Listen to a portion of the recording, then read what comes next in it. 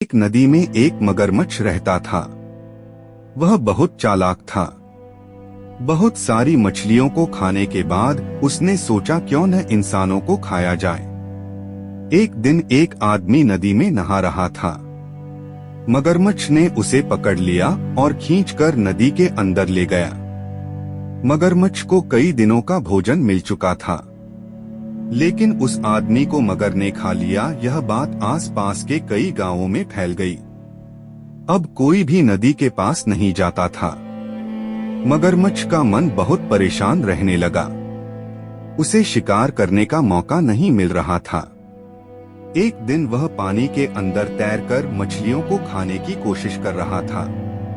तभी उसे पानी में एक पोटली नजर आई। मगर ने देखा उसमें सोने के सिक्के भरे हुए थे। अब मगर को एक उपाय सूझा। उसने उस पोटली को अपनी पीठ के ऊपर रख लिया और पानी की सतह पर घूमने लगा। दोपहर के समय गांव के कुछ किसान अपने खेत में काम कर रहे थे। सूरज की किरणें सोने के सिक्कों पर पड़ी तो वो चमकने लगे।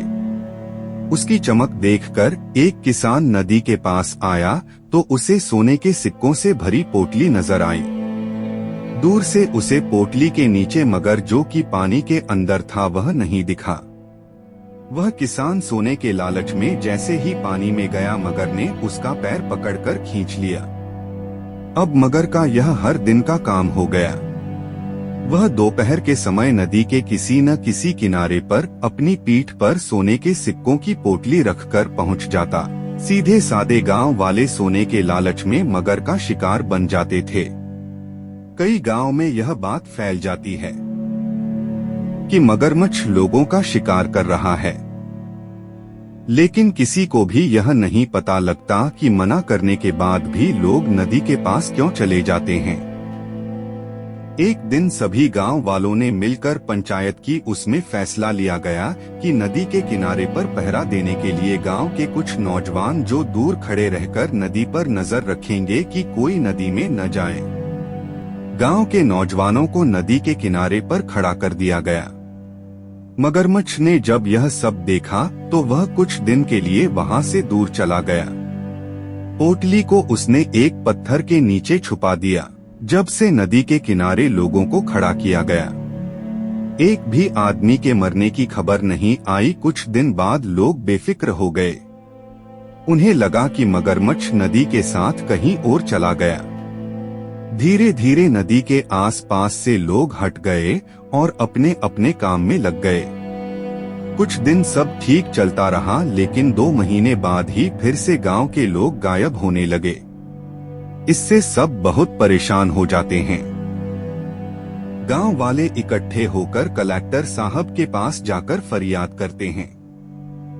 कलेक्टर साहब शहर से 2 शिकारियों को बुलाकर नदी किनारे छिपा देते हैं। दोनों शिकारी छिपकर देखने लगते हैं कि मगर कब आता है, लेकिन कुछ दिन मगर नहीं आता। फिर वे 1-2 किसानों से बात करके उन्हें नदी किनारे घूमने के लिए कहते हैं और शिकारी छिपकर उन पर नजर रखते हैं। एक दिन मगर वहीं सोने के सिक्कों की पोटली लेकर पानी पर तैरता दिखाई देता है। सिक्कों की चमक से किसान और शिकारियों को सारी बात समझ में आ जाती है। दोनों शिकारी छिपकर पोटली के आसपास निशाना लगाकर गोलियां चला देते हैं, जिससे मगर मर जाता है। सभी गांव वालों की जान में जान आती है। कलेक्टर साहब वो सोने के सिक्कों की पोटली उन दोनों शिकारियों को इनाम के रूप में दे देते हैं।